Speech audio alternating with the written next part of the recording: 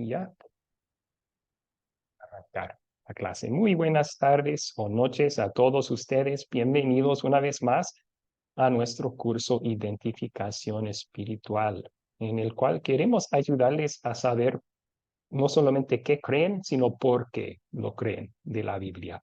Entonces, vamos a comenzar en esta lección y continuar en la siguiente, viendo algunas de las otras diferencias que existen entre las agrupaciones de iglesias que hemos estudiado. Esta noche el enfoque será diferencias entre la Iglesia Católica y la mayoría de las iglesias luteranas y protestantes y el porqué de esas otras diferencias. Entonces, comencemos con una oración. Oremos. Querido Padre Celestial, la vida perfecta y la muerte inocente de nuestro Señor y Salvador Jesucristo ganó la salvación del mundo. A través del don de la fe, esta salvación se convierte en nuestra, plena y libremente, lo que nos permite servirte no por un sentido de obligación forzada o incluso miedo, sino como una expresión de nuestro amor y gratitud. Gracias por este gran privilegio. En el nombre de Jesús oramos. Amén. Ok, Amén. gracias. Comencemos con objetivos para esta clase. Vamos a comparar lo que la Biblia y la Iglesia Católica enseñan en cuanto a, primero, la Virgen María, segundo, en cuanto al purgatorio y en cuanto a la confesión. Vamos a enfocarnos en esas tres diferencias y ver una raíz común entre ellas también. Así que primero, comencemos con el repaso del video. Yo planteé unas preguntas en el WhatsApp para tarea para ustedes y quiero que me ayuden a contestar estas preguntas a base de lo que aprendieron en el video. La primera pregunta fue, ¿cuáles son las enseñanzas que la Iglesia Católica tiene en común con la Iglesia Luterana y la mayoría de las iglesias protestantes? ¿Qué enseñanzas, según el video, tienen en común esas iglesias? Roselva levantó su mano. Roselva, por favor. Básicamente, las tres tipos de iglesia tienen en común el bautizo, tienen en común la Santa Cena y adicional a eso, que prestan un servicio, unos lo llaman misa, otros lo llaman servicio, pero es una forma de llevar a ellos la palabra. Son serían las similitudes que ellos tienen. Sí, vimos que aunque en la mayoría de todas las iglesias cristianas se practican el bautismo y la Santa Cena, las creencias sobre esas prácticas son muy diferentes según las tres agrupaciones que vimos. Pero sí, tienden a reunirse también en la palabra de Dios, en un culto, una misa, un estudio también. ¿Alguien más quería agregar? Según el video, ¿qué enseñanzas tienen en común las tres agrupaciones? Parece que Laris quiere contestar. Laris, por favor. Aunque el video no lo dice, pero todas las iglesias tienen en común el Padre Nuestro. Hacer como oración también hacen el Padre Nuestro, aunque el video no lo dice. ¿O no estaba en el Lo dice video eso? no. Ok, perdón. Ok, el Padre Nuestro. Sí, la mayoría de las iglesias creen que Jesús nos enseñó el Padre Nuestro porque está en la Biblia. Mateo capítulo 6, Lucas capítulo 11.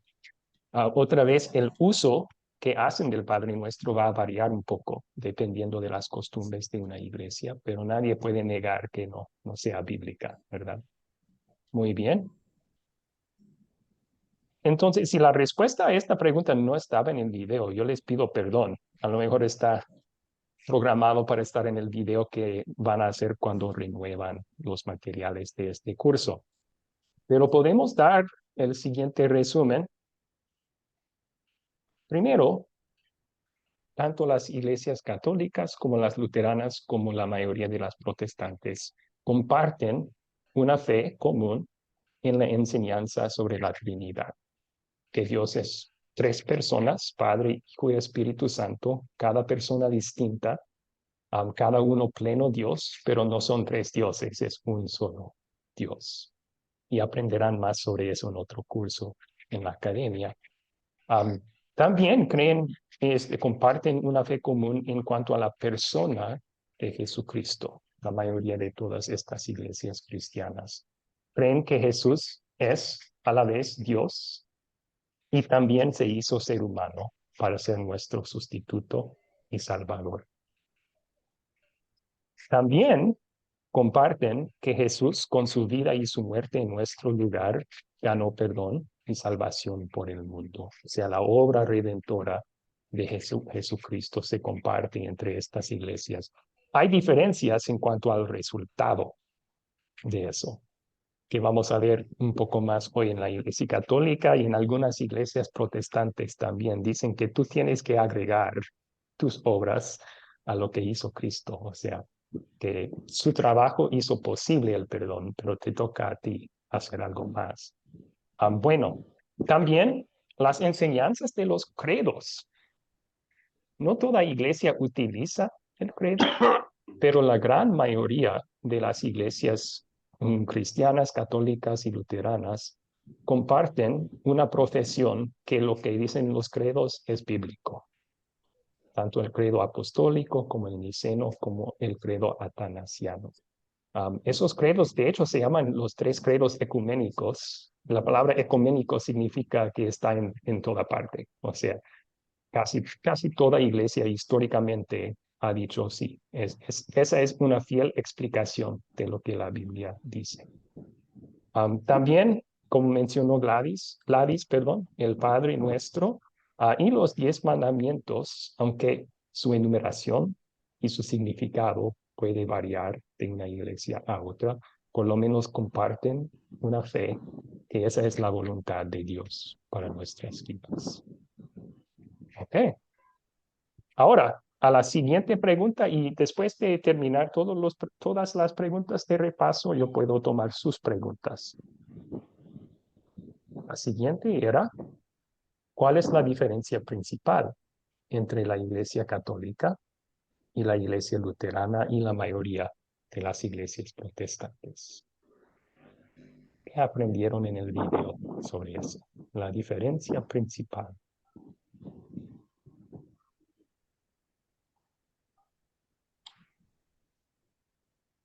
Bueno, yo puedo decir una, profe. ¿Está bien? Adelante, la dice. Bueno, una que yo considero que es una diferencia entre las católicas y las que son evangélicas, que es la forma de comunicarnos con Dios.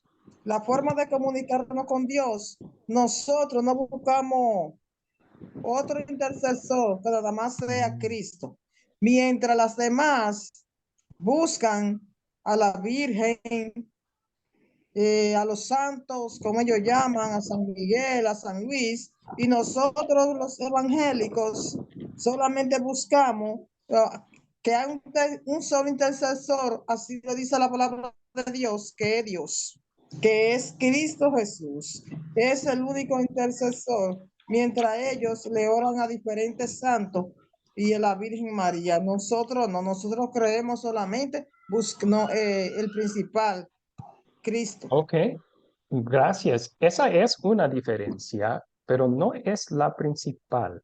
Es una diferencia que vamos a estudiar más adelante en esta clase. Gracias. Veo que Marisol levantó su mano. Marisol, quería aportar aquí. Una de las otras diferencias es que ellos exigen o prohíben lo que no está escrito en la Biblia, las Ah, escrituras. ok. Sí, Ajá. de hecho, vamos a ver que la Iglesia Católica tiene eso en común con, no todas, pero muchas iglesias protestantes, desgraciadamente. El legalismo existe en los dos campos, pero sí, podemos dar ejemplos de eso en la Iglesia Católica un poco más adelante en la clase. Hay mandamientos que no son de la Biblia, son tradiciones humanas, ¿no? Y Ok. otra son los diezmos, que la Iglesia Ok. Católica. Am, sí, y de nuevo, yo creo que la práctica de diezmar existe en muchas iglesias protestantes también. Entonces, esa sería más una diferencia entre la luterana y la católica y las otras protestantes, pero sí hay ciertas iglesias protestantes que no lo practican también. Mm, La principal, todavía la estamos buscando. La diferencia principal fue lo que ustedes aprendieron en la lección 3. la fe, que son por la fe. Ujú. Y la La Iglesia Luterana, justificación, ajá, por los pecados por la fe. exactamente, sí. Somos justificados por la fe sola, según la iglesia luterana, y la mayoría de las iglesias protestantes afirman lo mismo, pero en la iglesia católica somos justificados, o sea, perdonados, por medio de una combinación de fe y Y obras. obras. Sí. Entonces, en la iglesia católica romana, Jesús hizo posible la salvación, pero se recibe a través de la fe y las buenas obras. En la iglesia luterana y muchas protestantes creemos que la salvación fue ganada por Cristo y es dada plena y libremente por su gracia, amor no merecido. Se recibe por la fe sola, no por fe y buenas obras. Entonces, el resumen ahí es, la salvación no es algo que ganamos, sino un regalo. Eso es lo que la mayoría de las iglesias protestantes y la iglesia luterana creemos. En cambio, la iglesia católica dice es combinación de fe y tus buenas obras que te salvan. Ok. ¿Cuáles son algunas otras diferencias y qué relación hay entre ellas? Ya se han mencionado algunas, pero en el video también aprendieron que una diferencia es la Virgen María y los santos como mediadores. Esa es la creencia católica, que podemos acudir a Dios por medio de ellos. En la iglesia luterana y la mayoría de los protestantes no. También vamos a ver diferencias sobre Otra la cosa, profe. confesión. Vamos a ver diferencias sobre la confesión y la penitencia en la iglesia católica. Estudiaremos eso más en detalle más adelante en la clase. El purgatorio y misas por los muertos son prácticas y creencias católicas que no las comparten la mayoría de las iglesias luteranas y protestantes. También reliquias, peregrinaciones, indulgencias. Ustedes conocen algunas de estas palabras, tal vez. Reliquias serían supuestos objetos sagrados, o sea, un hueso de un santo, por ejemplo. Peregrinaciones son viajes a lugares supuestamente santos y sagrados, y indulgencias son pedazos de papel que se pueden comprar para ganar perdón para las consecuencias terrenales de tus pecados. Bueno, todo eso en su teología te puede ayudar espiritualmente. Pero si estamos buscando un vínculo entre todo esto, podemos decir qué relación hay entre todo esto. Uno es ese error principal, esa diferencia principal, salvación por obras. ¿Por qué piensan ellos que uno puede acudir a la Virgen María para ir con Dios? Porque la Virgen María supuestamente vivió una vida tan santa que sus méritos pueden ayudarnos con Dios, ¿verdad?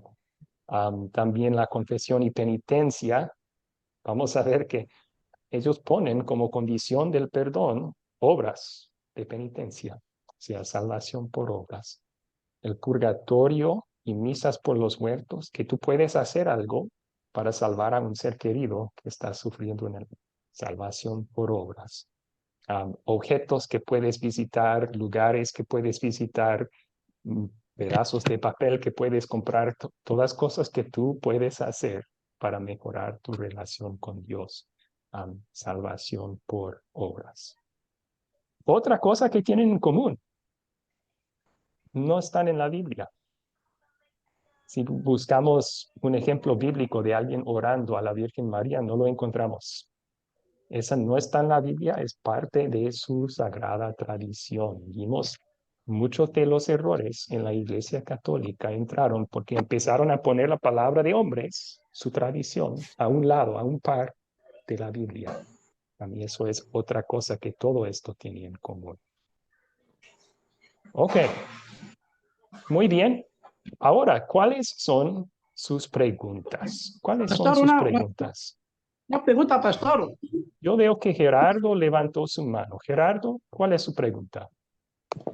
Pastor, la pregunta mía es si debemos condenar o aceptar o qué es lo mejor entre las religiones protestantes y la católica, que uno observa que en el culto o en el servicio o en la misa, en la católica todos son bien paraditos, escuchando la palabra, solamente aplauden y cantan. En iglesias reformadas, yo no sé si en la luterana, el comportamiento de los discípulos, uno observa que levantan la mano como queriendo tocar el cielo, o se quieren tirar al suelo y les da como convulsiones y se pueden a temblar. Realmente, ¿cuál es el comportamiento que se debe tener en la iglesia luterana, pastor? Muchas gracias. Gracias por la pregunta, Gerardo. En cuanto a culto y el estilo del culto, Dios da mucha libertad. Él no prescribe cierto orden del culto, tampoco prescribe cierto estilo de música o no. Deja mucho de eso en libertad para que los creyentes y las iglesias lo decidan. Lo que sí todavía aplican son principios bíblicos, ¿verdad? Como la presencia de la palabra tiene que estar ahí si estamos adorando a Dios juntos. Toda la gloria debe ir a Dios. Eso es un principio bíblico que queremos observar en nuestros cultos. Otro sería que Dios es un Dios de orden, ¿verdad? No un Dios de caos. Entonces, queremos tener algún tipo de orden reverente para el culto, pero libertad en decidir lo que es ese orden. Pero esos serían unos principios bíblicos que se deben de observar en el culto. ¿Sí? Gracias. ¿Alguien más tiene preguntas aquí? Aclaración. ¿Sí, Laris? O sea, la que la Iglesia Católica confiesa su pecado a un hombre, a que es el sacerdote pecador igual que uno, mientras que nosotros le oramos al Dios del cielo directamente, sin otro intercesor que no sea sacerdote ni nadie, solamente a Dios. Mientras ellos lo hacen a través de un sacerdote y dice que el sacerdote hablaba con Dios, que le pide perdón de los pecados. Nosotros solo lo hacemos directamente con Dios y no con hombres. Estudiaremos eso más adelante en la clase. Es bueno y bíblico también confesar el pecado. Podemos ir directo a Dios, pero también se puede con un otro creyente. El problema es no podemos exigir o decir que solamente por medio de un hombre uno puede recibir perdón. Eso no es correcto. Sí. ¿Alguna otra pregunta específicamente sobre las preguntas de repaso?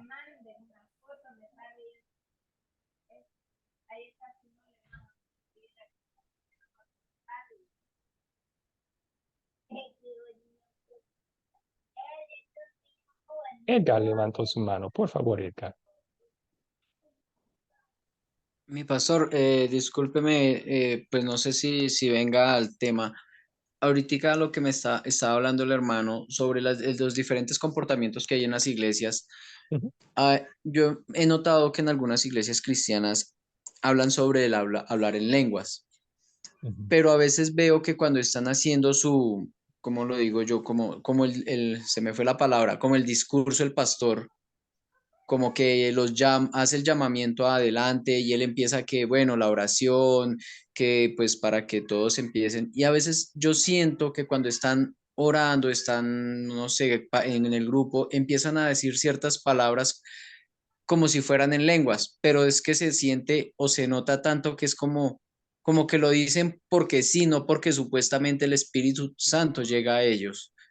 Esto ya llega a ser un legalismo, como que lo dicen, o sea, están diciendo, Dios, por favor, protégelos con el Espíritu Santo y empiezan sabalaba, yo no sé, así, pero se siente muy controlado, ¿sí? Como que no es algo Ujú. de verdad muy. Mi pregunta es, ¿eso ya viene a ser puede llegar a ser un legalismo o como tratar de, no sé, controlar o algo así el sermón? Sí, gracias por la pregunta. Ustedes van a estudiar sobre lenguas más en otro curso.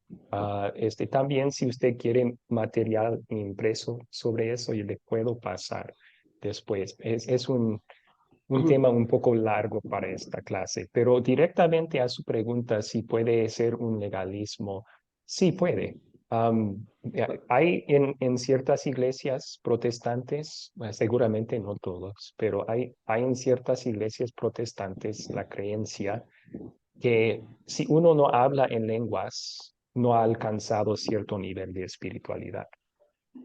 Pastor, Entonces, ahí están poniendo como requisito para pasar a ser un cristiano de pleno, o sea, uno tiene que hablar en lenguas. Y eso sí, sería un legalismo, no, ¿verdad? No pastor, estaría bien disculpe, eso. yo no puedo levantar la mano. Ok. José David, ¿cuál es su Es pregunta? que, ¿sabe? Me parece a mí, usted es de qué país es, disculpe, pastor. Eso yo le hago la pregunta porque hay españoles, hay mexicanos, hay de Inglaterra, hay, bueno, de todos los países, ¿no es Ujú, cierto? ujú, Y si viene de allá uno acá en Bolivia, de Estados Unidos, a predicar simplemente porque habla inglés, el inglés es un idioma, es una ujú, lengua. En distintos países hay lenguas tradicionales de cada pueblito, ¿no ujú. es cierto? Y si predica una persona en ese idioma, no le va a entender en absoluto. Por eso dice la Biblia, si no le entienden, que haya una persona que le ayude a interpretar eso lo que ha dicho. Porque las iglesias cristianas, algunas iglesias, les enseñan a tararear una sílaba, una palabra, que ni siquiera ni ellos, pero dicen que Dios lo está escuchando y sabe lo que yo le pido. No, si hablan francés, y acá en Bolivia, no le entendéis de tener un intérprete. Esas son las lenguas porque arameo, egeo, bueno, de ese lugar de Nazaret, diferentes lenguas, como decía Pablo, yo sé más que ustedes hablar en lenguas. Yo sé, ustedes vayan. Gracias, pastor. Sí, gracias, José David. Estoy de acuerdo. La palabra debe de ser proclamada en un idioma entendible, ¿verdad? Para que edifique a la iglesia. Pablo hace ese punto en 1 Corintios 12 y 14. Entonces, sí, si está en un idioma que no entendemos, es bueno tener un intérprete para que todos puedan entender. Creo que el hermano Edgar estaba hablando más de lo que se practica en muchas iglesias sobre todo pentecostales, pero sobre lo que llaman ellos como lenguas celestiales. No son idiomas conocidas en este mundo, pero si alguien quiere más información sobre ese tema, envíenme un mensaje a mi WhatsApp privado y puedo brindárselo, ¿ok? Mi pastor, ¿puedo hacer la última, el segundo comentario y no molesto más? Está bien, no hay Eh, problema. Adelante, Edgar.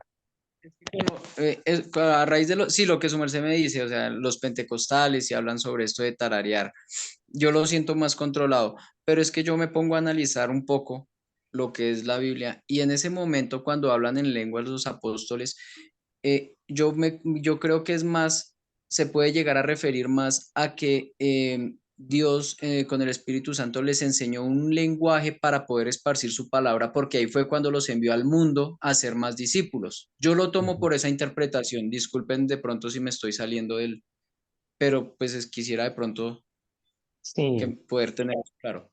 es un buen punto. La primera vez que encontramos ese don de lenguas es el día de Pentecostés. Y en la descripción del don están hablando otros idiomas del mundo, o sea, árabe, Egipto.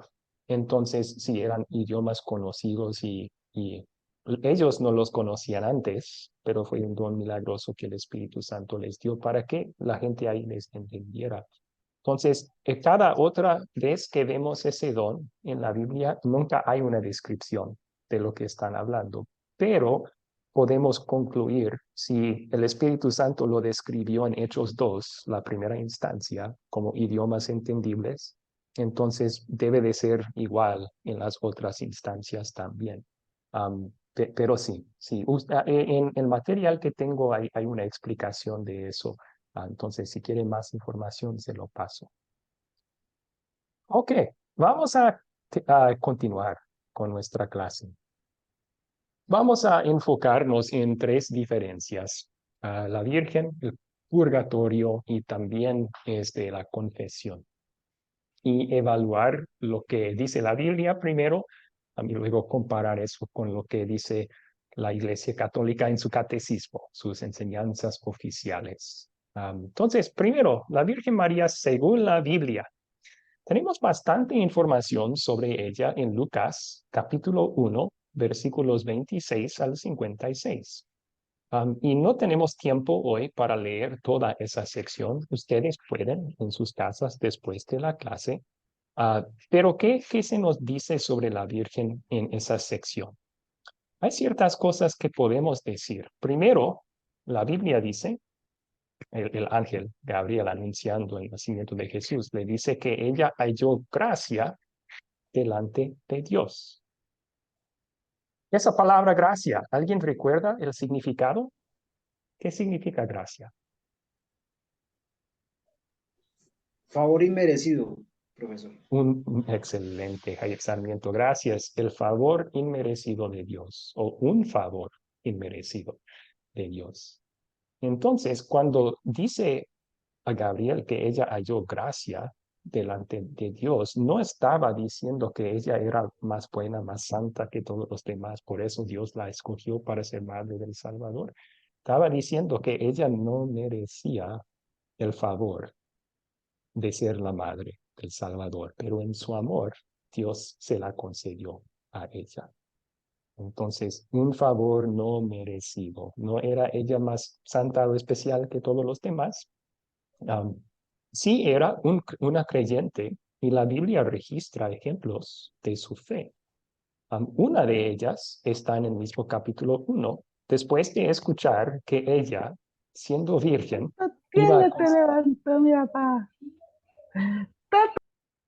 iba a concebir milagrosamente de obra del Espíritu Santo. Ella aceptó eso, dijo que se haga conmigo conforme a la palabra de Dios. Yo soy sierva del Señor. Esa es una fe ejemplar, ¿verdad? Queremos tener esa fe humilde que dice, haga lo que quieras de mí, conforme a tu palabra, Señor. Entonces sí, era una creyente ejemplar en ese sentido. También Elizabeth, su prima, le llama bendita entre las mujeres. O sea, tenía un privilegio muy, muy especial y única, ¿verdad? De ser madre del Salvador Jesús. También le llama madre de mi Señor. Pero también en el capítulo 1 de Lucas hallamos esto.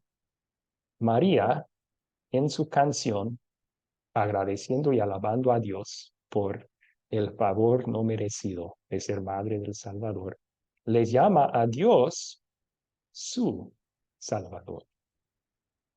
Mi espíritu se regocija en Dios mi Salvador. Ahora, esa es una confesión de la boca de María misma que ella necesitaba un Salvador también. lo cual quiere decir ella también era una pecadora, igual que todos nosotros.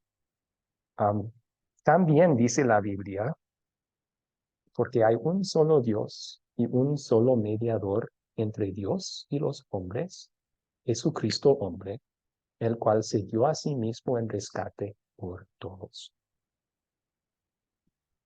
Un solo mediador entre Dios y los hombres. Y ese mediador es Jesucristo. Entonces no necesitamos un mediador aparte de Jesús. Él hizo todo lo necesario para preparar, restaurar nuestra relación con Dios, y por medio de la fe en Él tenemos acceso completo a Dios. Eso es lo que la Biblia dice. Ahora vamos a compararlo con lo que dice la Iglesia Católica en su catecismo y vamos a sacar de ahí lo que no es bíblico, según lo que estudiamos, ¿verdad? Esto es lo que dice la Iglesia Católica en su catecismo. La Virgen Inmaculada, preservada inmune de toda mancha del pecado, colaboró de manera totalmente singular a la obra del Salvador. En efecto, con su asunción a los cielos, no abandonó su misión salvadora, sino continúa procurándonos con su múltiple intercesión los dones de la salvación eterna. Por eso es invocada en la Iglesia con los títulos de abogada, auxiliadora, socorro, mediadora. Ahora, quiero que ustedes me ayuden. ¿Pueden evaluar esto? ¿Qué hay de aquí que no es bíblico? ¿Qué no es bíblico en esta cita? Roselva levantó su... Por yo, favor, Roselva. Bueno, pastor, desde mi perspectiva, nada de lo que dice allí es bíblico, puesto que ella no la pueden colocar que colaboró como que si ella hubiese pedido ese favor porque estaba a la altura de lo mismo, de poder concebir al Señor. La ponen como que si fuera santa y ningún ser humano y es santo, pues todos somos pecadores. Y en contexto general, ponerla a ella en esa magnitud es quitarle o restarle valor a Jesucristo como Salvador, pues, y mediador nuestro. Okay. Excelente pastor, comentarios. Muchas gracias. Estoy de acuerdo con ellos. muy bien. José Sí, David quería contestar. acá dice, por ejemplo, la Virgen María, asunción a los cielos, quiere decir que fue llevada en cuerpo y alma al cielo. Y eso no está escrito en absolutamente nada. No, eso realmente yo no hallo convicción porque ella ha sido, como dice mi compañero, ella también pecó, solamente ha sido vanagloriada por nuestro Señor Jesucristo. De ahí para allá tuvo hijos, como todo ser humano, como toda mamá, como toda familia, con José. Gracias. Ok, muchas gracias. Entonces, los dos citaron esta parte, ¿no? La Biblia dice que todos somos pecadores. También Roselva mencionó si ella colaboró en la obra del Salvador, está restando la gloria de Jesús y dando un poco del crédito a María por habernos salvado. Y bien dicho José David, su asunción a los cielos, bueno, del cual mi querida ciudad en donde vivo, Asunción, Paraguay, saca su nombre, eso no está en la Biblia en ninguna parte. Es parte de la tradición de la iglesia que fue declarada una verdad en el siglo XIX, si no me equivoco. Entonces, sí, eso no es bíblico tampoco. Jair Sarmiento quería identificar otras cosas aquí que no están en la Biblia. Sí, profesor, como a manera de comentario, es que yo veo que la Iglesia Católica ha hecho es como un paralelismo en cuanto a lo que la palabra de Dios dice de la persona de nuestro Señor Jesucristo, que de María dicen que es la asunción en vez de la ascensión. Nuestro Señor ascendió al cielo. Pero también dice este postulado que es abogada, que es auxiliadora, como quien dice, como si cumpliera labores sacerdotales delante de Dios, cosa que el único dice que es sacerdote y que media por nosotros en los cielos es Cristo Jesús. Entonces, lo que veo yo aquí es como un paralelismo y no sé por qué se les ocurriría semejante cosa. Sí, sí, gracias por su comentario. Estoy de acuerdo. O sea, estos títulos, la Biblia llama a Jesús nuestro abogado, ¿verdad? Dios es nuestro pronto auxilio. Dios es nuestro socorro, nuestro refugio. Jesús es nuestro mediador. Entonces, eso sí es bíblico, pero están tomando todo eso bíblico y aplicándolo también a la Virgen María, que no hace la palabra de Dios en ninguna parte. Ok. Verónica quería hacer un aporte. Sí, pastor.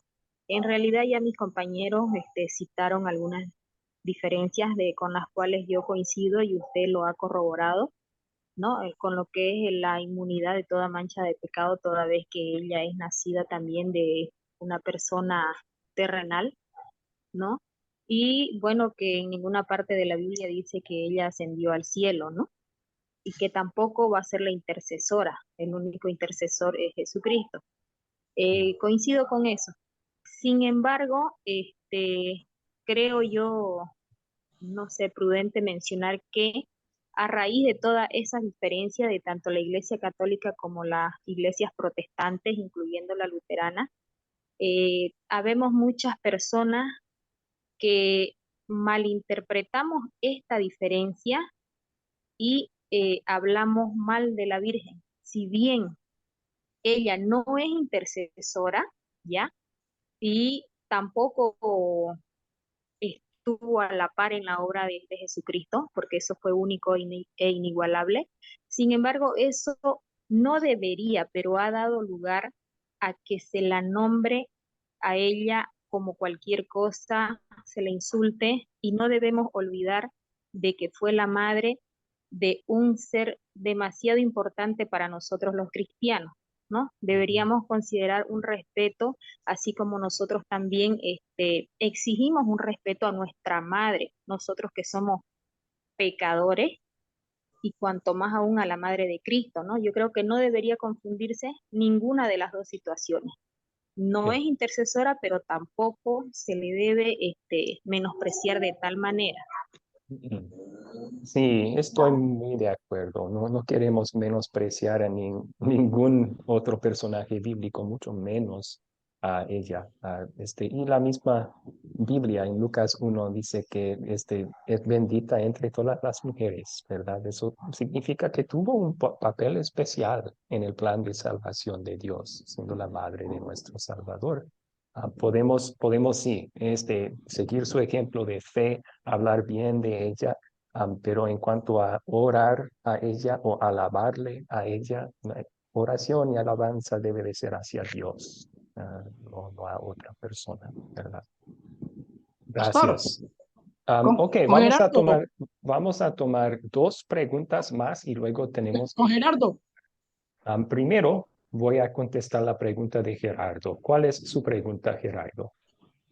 no, pastor, yo creo que quiero es ilustrar cómo la Iglesia Católica difundió la imagen de la Virgen María, porque en verdad se ha tenido en todos los hogares colombianos la imagen de ella. La Virgen María está por encima y de abajo tiene al purgatorio. Ese purgatorio lo han representado y lo han pintado como un lugar lleno de llamas, y el ser humano se está quemando allí, pero por encima de ese purgatorio está la Virgen, está la Virgen. Entonces, esa fue una manera como la Iglesia Católica difundió en todos los hogares colombianos a la Virgen María. Pastor, una pregunta adicional, es la siguiente. Si si en realidad existían estas realidades como la creencia luterana y las demás iglesias, y también la católica, ¿por qué razón por qué razón los protestantes y las reformadas estuvieron a bajo perfil de la iglesia católica? ¿Por qué no lucharon en igualdad de condiciones para entrar a un continente suramericano? Por ejemplo, yo que llego a esta altura de la vida, preguntarse a uno, ¿por qué tanto tiempo de engaño? ¿Por qué tanto tiempo para saber la verdad verdadera, pastor? Muchas gracias, pastor.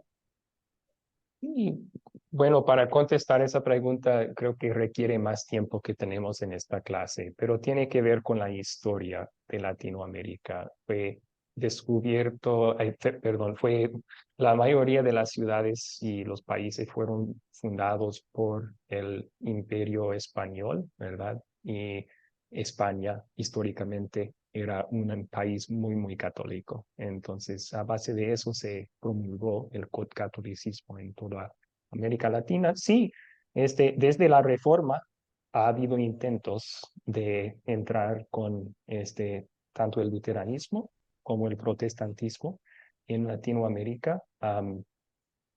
Por ejemplo, fui a un museo de la Inquisición en Colombia, en Cartagena. Tienen un museo de la Inquisición en Latinoamérica y había una lista de 28 luteranos que fueron ejecutados por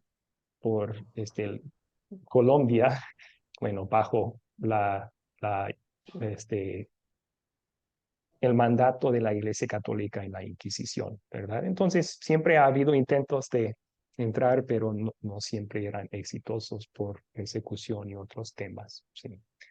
Muy bien, Roselva levantó su mano. Roselva, por favor.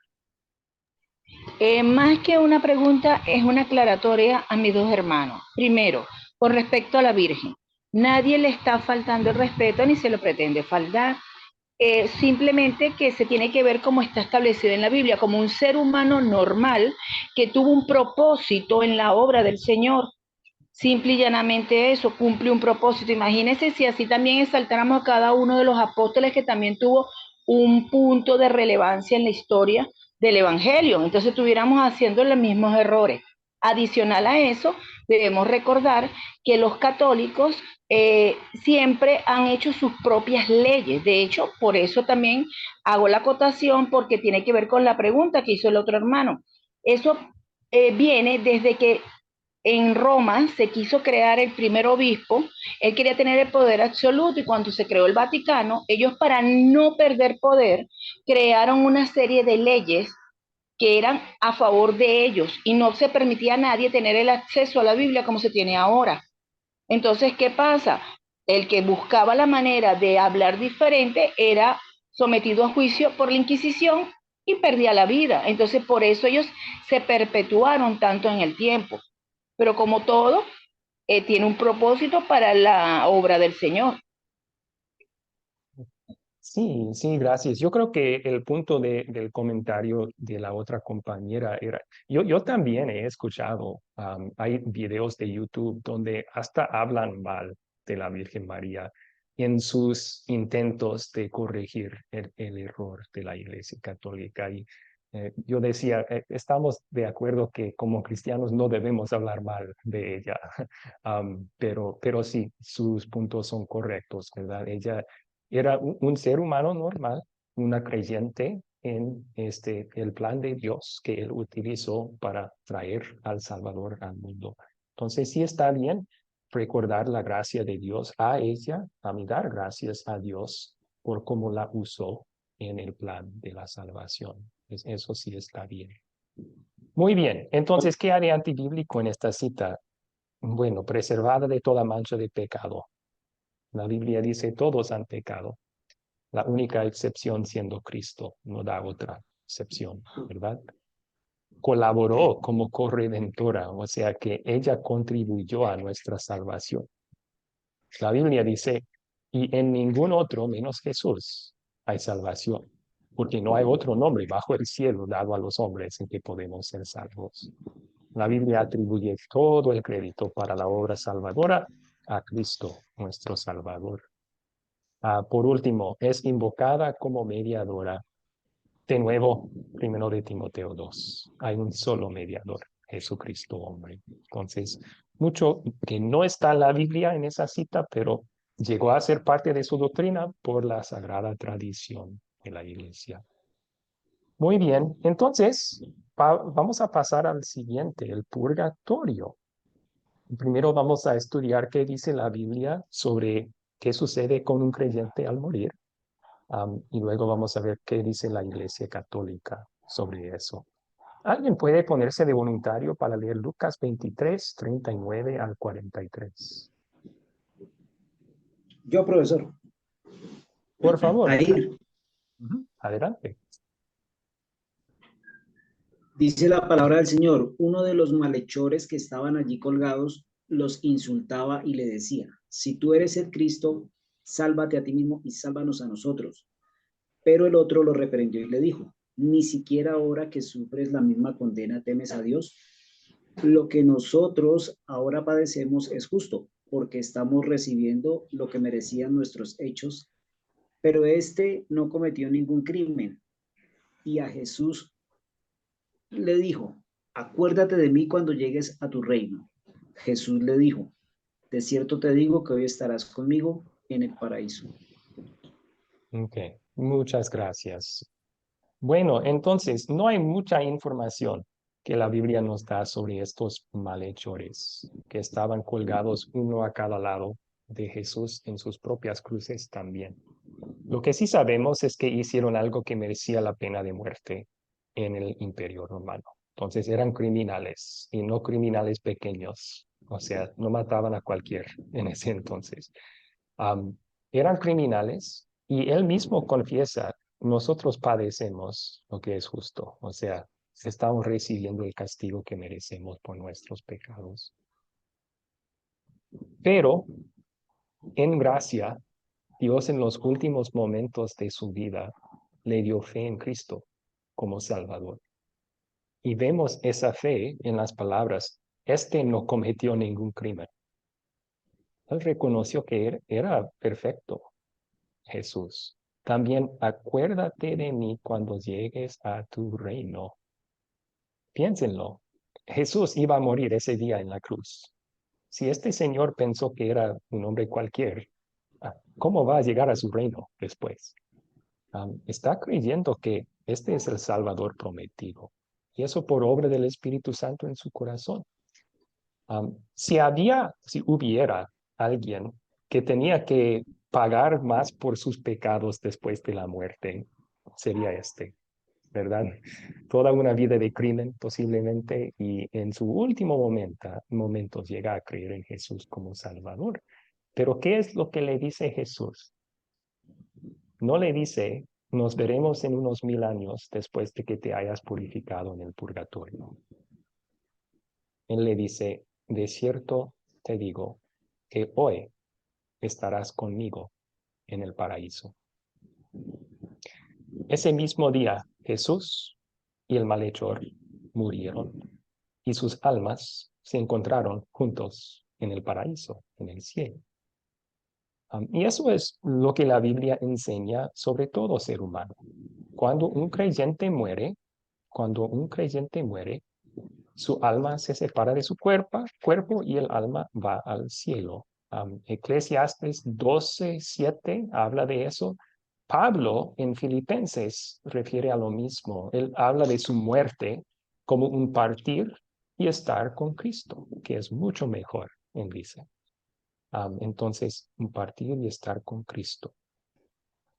No necesitamos más purificación. ¿Por qué? Porque la Biblia dice: la sangre de Jesucristo, su Hijo, nos limpia de todo pecado. Somos completamente perdonados por la fe en Cristo. No hace falta más purgar o limpiar de pecado. Ok. Ahora, ¿qué dice la Iglesia Católica sobre este tema? Leamos una cita que está en la página ahora. Los que mueren en la gracia y en la amistad de Dios, pero imperfectamente purificados, aunque están seguros de su eterna salvación, sufren después de su muerte una purificación, a fin de obtener la santidad necesaria para entrar en la alegría del cielo. Desde los primeros tiempos, entonces, la Iglesia ha honrado la memoria de los difuntos y ha ofrecido sufragios en su favor, en particular el sacrificio eucarístico, para que una vez purificados puedan llegar a la visión beatífica de Dios. La Iglesia también recomienda las limosnas, las indulgencias y las obras de penitencia en favor de los difuntos. Ok, entonces ayúdenme otra vez, evalúen esto. ¿Qué hay aquí que es no bíblico o antibíblico?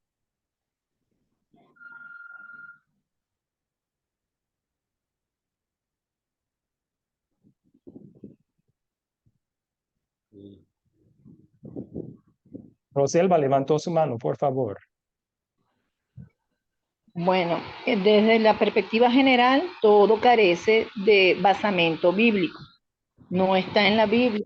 De hecho, ahí simplemente hacen dar a entender que la gracia del Señor no tiene peso, que simplemente con tratar de perfeccionar las imperfecciones de la supuesta pureza por estar creyendo en Dios, según los católicos, y habiendo hecho buenas obras y todo eso, pueden interceder por él y va directamente al cielo. Si lo vemos de esa perspectiva, entonces nadie va a ir para el infierno. Todos estamos salvos. Bueno, y según ellos, no todos van al purgatorio, solamente los que mueren en la amistad con Dios. O sea, uno tiene que ser un creyente. En eso están claros. Pero, ¿qué dicen sobre los creyentes? Que algunos son imperfectamente purificados. La sangre de Cristo nos limpia de todo pecado. No, algunos son imperfectamente purificados. No concuerda lo que dicen con la Biblia, ¿verdad? Entonces necesitan más purificación después de la muerte en un purgatorio. Eso no sería bíblico, ¿verdad? ¿Qué más que no es bíblico en esta cita? ¿Qué piensa Gerardo?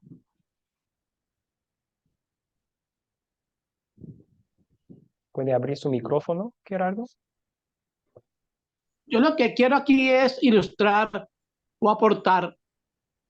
Yo vivo en Cali, Colombia, pero yo nací en un pueblito de aquí, del mismo Valle del Cauca, que se llama Sevilla Valle. Allá nací yo. Y desde pequeñito, mi santa madre me decía, vamos al cementerio a orar por las personas que están enterradas allí. Y yo acompañaba a mi santa madre al cementerio. Pero a la misma vez, frente al cementerio que íbamos a orar, había otro cementerio que decía para los que mueren en pecado. O sea, habían dos cementerios.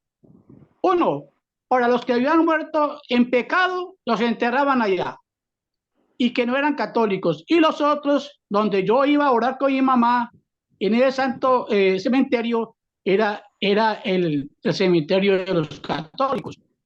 Y el cementerio de los no católicos era abandonado, todo feo, que a uno hasta le daba miedo, pastor, ver ese otro cementerio.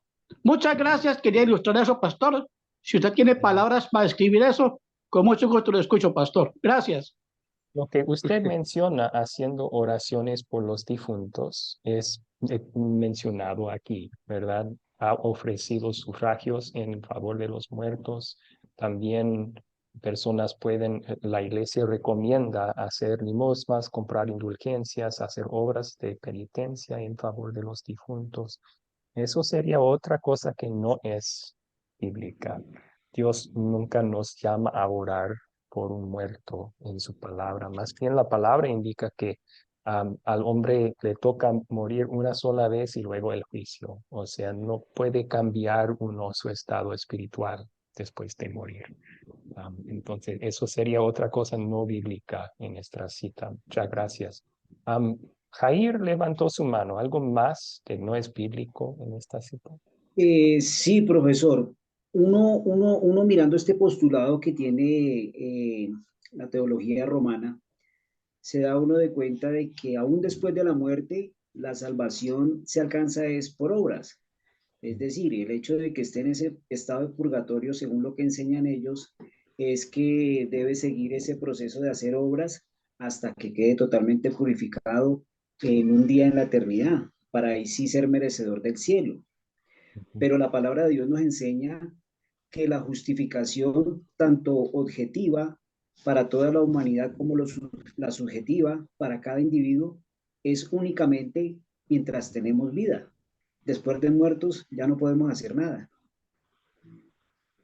Sí, sí, o sea, y la justificación nos beneficia más allá de la muerte porque tenemos vida eterna por esa justificación que Cristo ganó por nosotros, pero es obra de Cristo y fue completa su obra, entonces no hay necesidad de agregar una obra a la suya. Ok. Pastor, José David, yo, ¿cuál es su pregunta? sí, pastor, yo tengo entendido que acá cuando muere la persona, dice que se va al purgatorio. Para eso hacen la novena de 9 días. ¿Para qué? Para subsanar algunos pecados que ha cometido, pero no lo ha declarado ante Dios. Ya no lo ha confesado. Para eso el purgatorio, según escucho yo prácticamente, no sé. Gracias, pastor. Sí. Y estamos viendo, José David, que el purgatorio no está en la Biblia. Tampoco No está. entonces, tampoco hay necesidad de hacer cosas para los muertos. Si la persona murió en fe en Cristo, está en el cielo en el momento de la muerte. No, no hay necesidad de ayudarle más, ¿verdad? Y tampoco podemos bíblicamente. Entonces, ya vemos qué hay de antibíblico en esta cita. Primero, imperfectamente purificados implica que la obra de Jesús no es suficiente para limpiarnos y hacernos aptos para el cielo. La Biblia indica que sí, es suficiente. Sufren después de su muerte una purificación. La Biblia indica que los creyentes van directamente al cielo cuando mueren, el fin de todo sufrimiento. Pablo, ¿verdad? Deseo partir y estar con Cristo, que es mucho mejor. Hoy estarás conmigo en el paraíso. Otra cosa antibíblica, ha ofrecido la iglesia sufragios en su favor. En ninguna parte la Biblia nos llama a orar o a hacer sacrificios por los muertos. Entonces, eso tampoco. Todo eso parte de su sagrada tradición. ¿Se fijaron en eso? La cita, no citan la Biblia aquí. Siempre dicen desde los primeros tiempos la iglesia lo ha hecho. Es parte de su tradición, ¿verdad? Ok. Entonces, antes de pasar al último tema, yo veo una mano en el aire. Verónica Ríos quiere hacer pregunta. Verónica, por favor. Pastor, yo tengo una duda, una inquietud y más que todo una confusión. Si bien yo he leído hasta ahora muy poco de la Biblia, porque para mí sigue siendo extensa aún, ¿no? Pero en ese poco tengo confusiones en cuanto a este tema, ¿qué pasa después de la muerte? ¿No? Los católicos hemos creído por mucho tiempo en el purgatorio, ¿no? En el cual hay una serie de creencias y de prácticas que nos pueden llevar a la salvación o no. Sin embargo, en lo que he leído de la Biblia y lo que he escuchado ahora en su tema, nos dice de que eso no es bíblico y eso es cierto, ¿no? Lo comparto. Sin embargo, mi confusión está en la misma Biblia, mi mala interpretación o comprensión en cuanto hay partes en las que dice, como la que usted menciona ahora, que hay muertos que van, cuya alma va al cielo, ¿no es cierto? Sin embargo, hay partes en las que dice de que el aliento de vida vuelve a Dios y el cuerpo pues a la tierra, al polvo. Y llegará el día en que para la segunda venida de Jesucristo habrá una resurrección. Los que hayan muerto en Cristo para vida eterna y los que no para condenación. Entonces dice también la Biblia de que así, no sé, mal narrado de repente, pero ojalá me comprenda usted, dice que en la casa de mi padre hay muchas moradas, ¿no? Y él, Jesucristo, irá a preparar esas moradas para cada uno de nosotros, estemos en Cristo y para su segunda venida, pues moraremos ahí, ¿no? Entonces, yo podría entender de que aún los muertos en Cristo no están todavía en el cielo. Esa es mi duda, pastor. Sí. Bueno, en adición a los versículos que vimos, hoy estarás conmigo en el paraíso, también deseo partir y estar con Cristo, que es mucho mejor. También en Apocalipsis, en una de las visiones, Juan está mirando el cielo y ve a las almas de personas que murieron por creer en Cristo. Entonces, hay más evidencia bíblica que solamente lo que citamos, que al morir el alma del creyente va al cielo y el alma del incrédulo va al infierno. Ahora, sí, en el último día va a haber una resurrección. Y después de esa resurrección, la Biblia dice que Jesús nos va a dar un hogar eterno y perfecto. En la segunda carta de Pedro los llama un nuevo cielo y una nueva tierra. Es decir, un mundo no caído ya, un hogar perfecto donde vamos a morar con Dios para siempre. Entonces, eso sí también está en el plan de Dios. En la resurrección, en el último día, alma y cuerpo se van a reunir y el cuerpo va a ser resucitado por Cristo. Sí, recomiendo si tiene más preguntas sobre ese tema, Verónica, tenemos unos buenos recursos que usted podría estudiar que muestran dónde la Biblia enseña eso y todo. ¿Ok? Me envía un mensaje en privado y se lo paso con mucho gusto. Ok, pastor, gracias, lo haré. Pastor, una pregunta. Rapidito, Gerardo, ¿cuál es? Pastor, hoy en día hay una modalidad o forma de morir que se llama eutanasia. El movimiento luterano o la religión luterana, ¿cómo ve que un ser humano agilice la partida de este mundo? ¿Lo cuestiona, lo castiga o lo ve normal? Porque la católica trata de infundir que es un pecado, que el alma no va a ir bien al cielo. Entonces, pastor, tenga la amabilidad y nos ilustra. Muchas gracias, pastor. La Biblia enseña que Dios es el dador, el autor de la vida, y que solamente Dios tiene el derecho de quitar la vida. Entonces, si uno trata de facilitar su muerte, hacer más rápido su muerte, está tomando el papel de Dios. Está diciendo, no, yo quiero morir ahora, Dios. Y eso sí es un pecado, está mal. ¿Ok? Gracias, pastor. Gracias. Vamos a continuar entonces, y tenemos unos 10 minutos para terminar. ¿Qué dice la Biblia sobre la confesión? La confesión de nuestros pecados.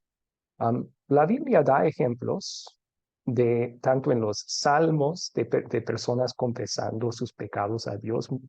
Muchos salmos son penitenciales, o sea, de arrepentimiento. El salmista, muchas veces David, está confesando sus pecados a Dios. También tenemos un ejemplo en el publicano, en una parábola que contó Jesús. Mas el publicano, estando lejos, no quería ni aún alzar los ojos al cielo, sino que se golpeaba el pecho diciendo, Dios se propició a mí, pecador.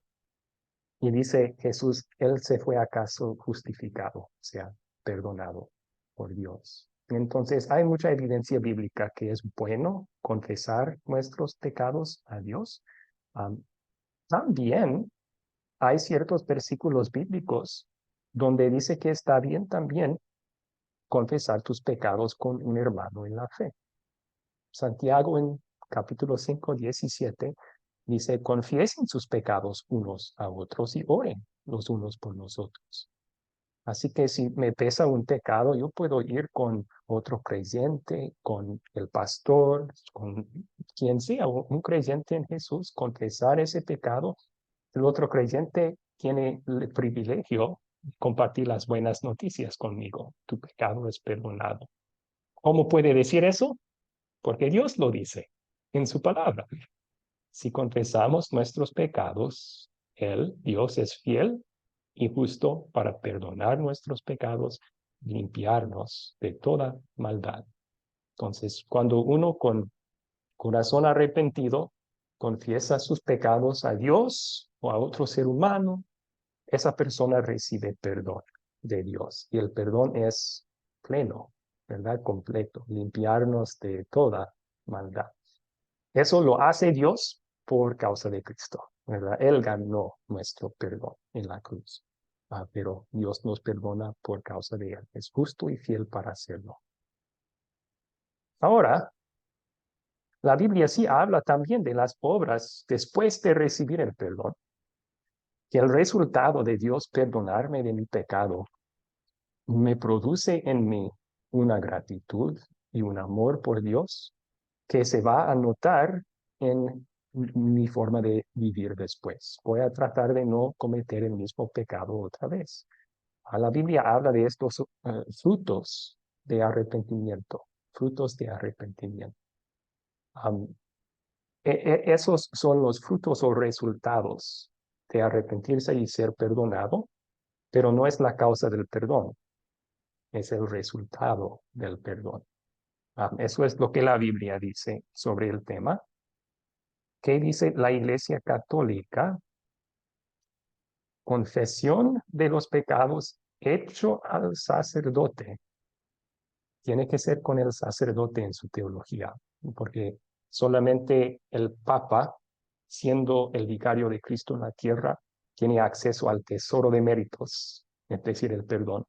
Y él lo otorga a los cardenales y los obispos y a los sacerdotes. Entonces, tienes que ir al sacerdote para recibir perdón.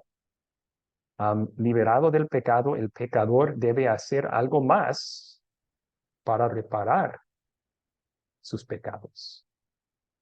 Debe satisfacer o expiar sus pecados. Noten, el perdón que se da en este sacramento de la confesión, según ellos, no es completo. Tú tienes que hacer algo para suficientemente expiar tu pecado.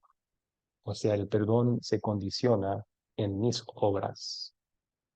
Esta satisfacción se llama también penitencia y puede consistir en la oración, en ofrendas, en obras de misericordia.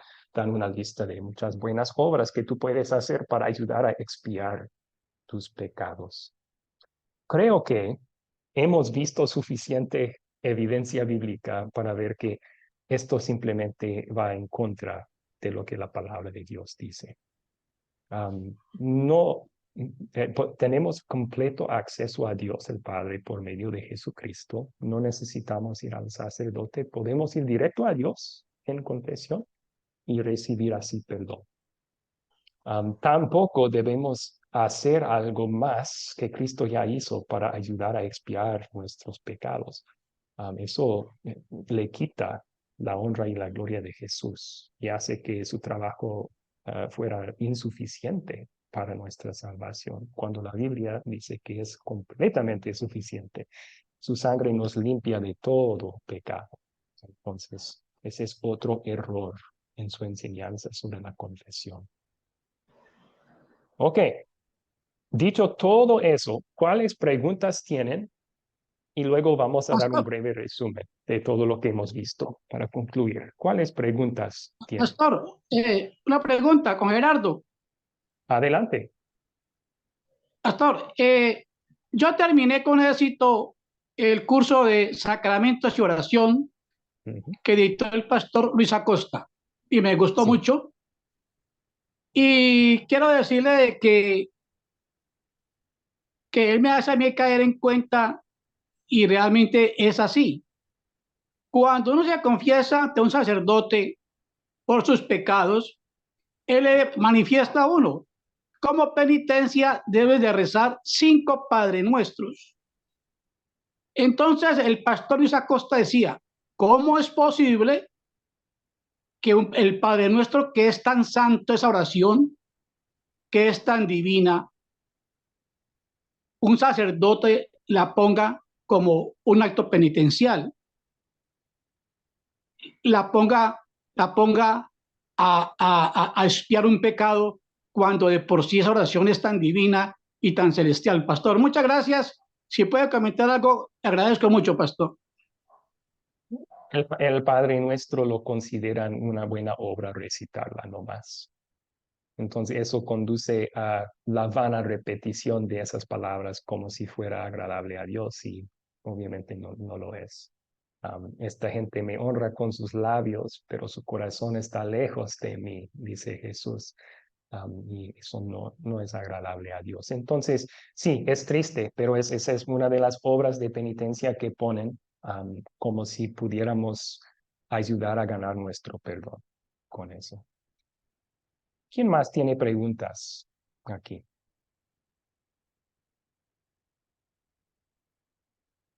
Edgar levantó su mano. Por favor, Edgar.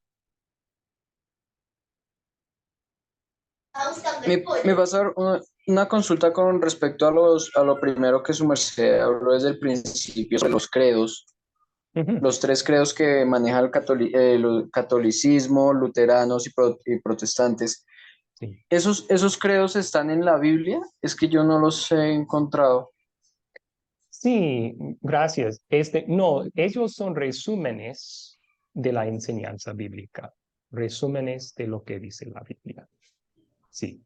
Entonces, palabra por palabra no vas a encontrar, por ejemplo, el credo apostólico en la Biblia, pero pensemos en las verdades ahí, ¿verdad? Creo en Dios Padre Todopoderoso.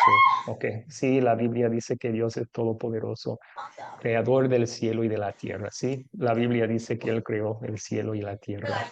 Entonces, es un resumen de lo que la Biblia enseña sobre Dios.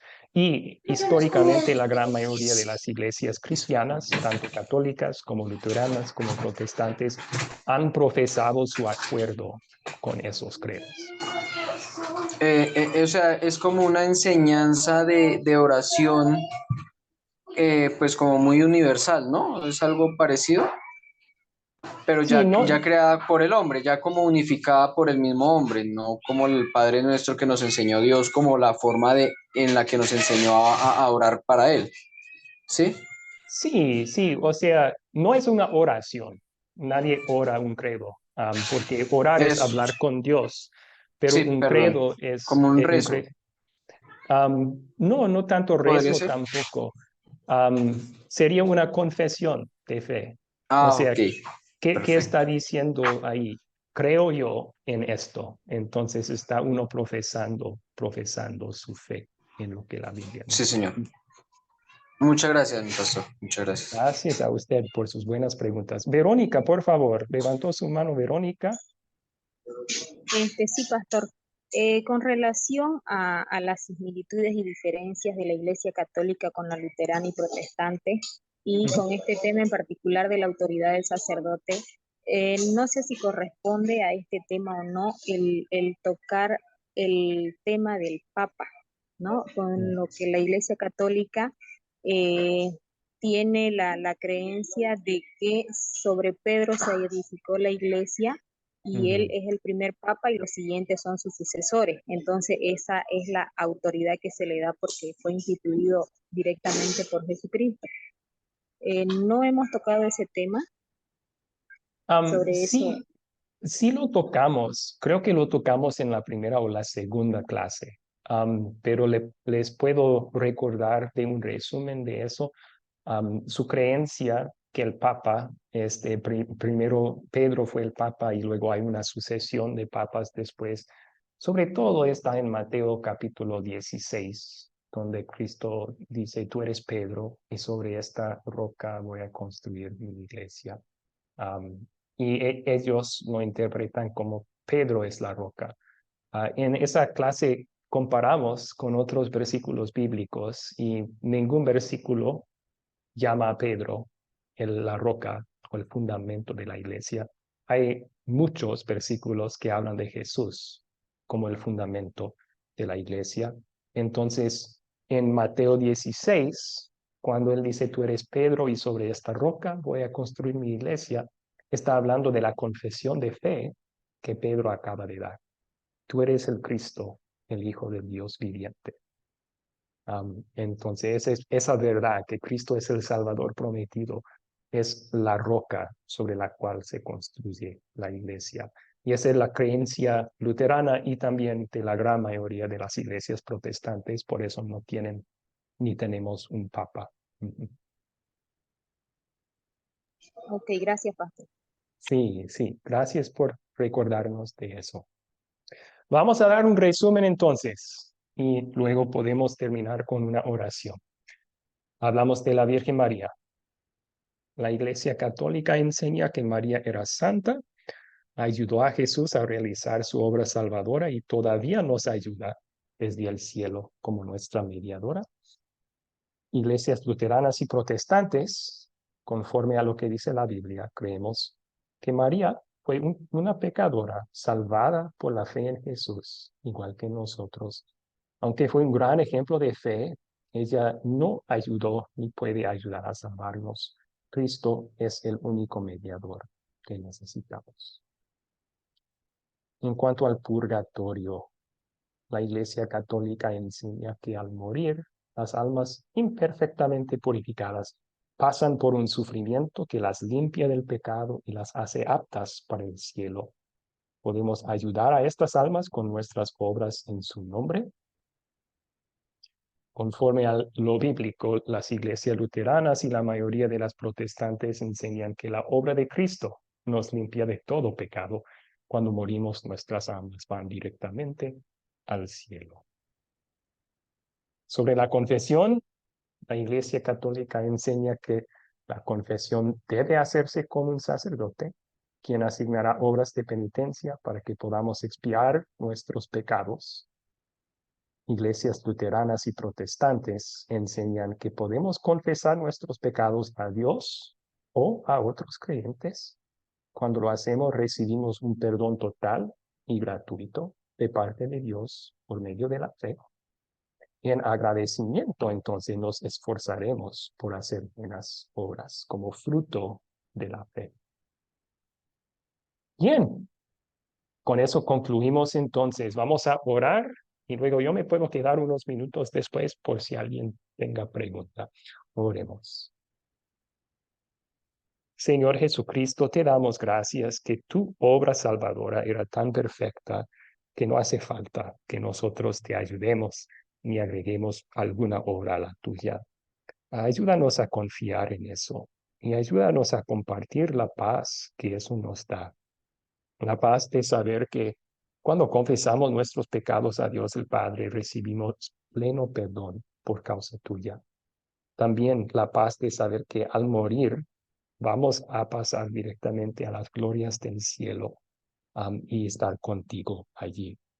Te damos gracias, Jesús, y pedimos tu bendición sobre todos los estudiantes en este curso, que los mantengas fuertes y fieles en su fe en ti hasta la vida eterna.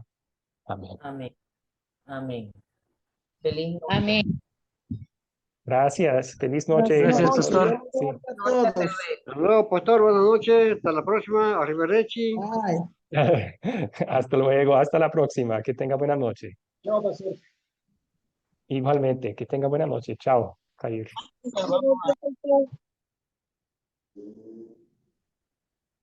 Buenas noches. Buenas noches, Rosy. Que tenga buena noche. Chao. Gracias. Muy bien. Ok, ahora yo tomo pastor. preguntas. Muchas gracias.